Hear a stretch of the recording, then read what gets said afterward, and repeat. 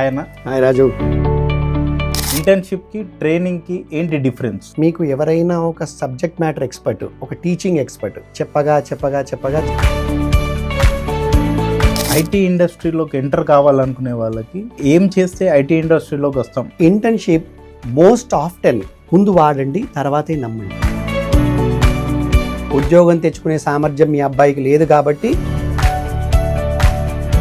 Once conditions are made, they are for everyone.